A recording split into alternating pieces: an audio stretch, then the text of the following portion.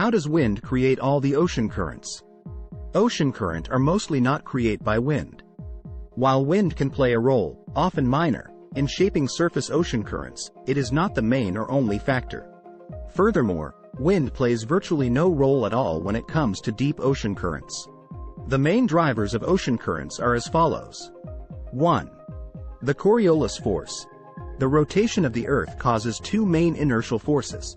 The centrifugal force pointing straight up, which is mostly swamped out by gravity, and the Coriolis force which points perpendicular to an object's motion. The perpendicular nature of the Coriolis force causes objects in motion to travel in great circles on the surface of the Earth. Systems in the northern hemisphere circle clockwise while systems in the southern hemisphere circle counterclockwise.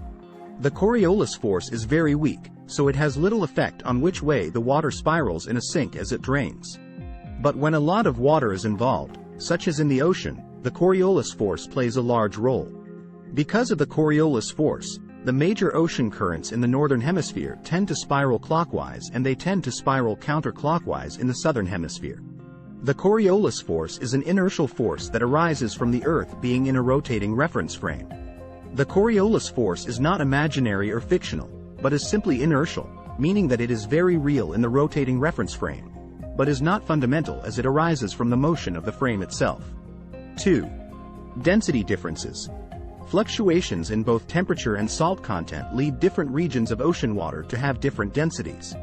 Higher temperatures, such as near the equator, cause a given mass of water to expand and therefore drop in density. Also, lower salt content causes a given mass of water to be lower in density. Gravity causes the dense water to fall, pushing away the less dense water, which shoots sideways and rises. Giant convection loops of ocean currents form as the lighter regions of water rise and flow to replace the heavier regions of water. The effect of density-driven currents is fundamentally a result of the interplay of heating from the sun, the Earth's gravity, and salinity differences. 3. Tides. Differences in the gravitational field of the Moon from one location to the next cause tidal forces. Differences in the gravitational field of the Sun also cause tidal force. Tidal forces push water towards the axis connecting the Earth and the Moon, and the axis connecting the Earth and Sun. The water moves in ocean currents in response to these tidal pushes, causing the well-known daily cycle of high tide and low tide. 4. Shoreline obstruction.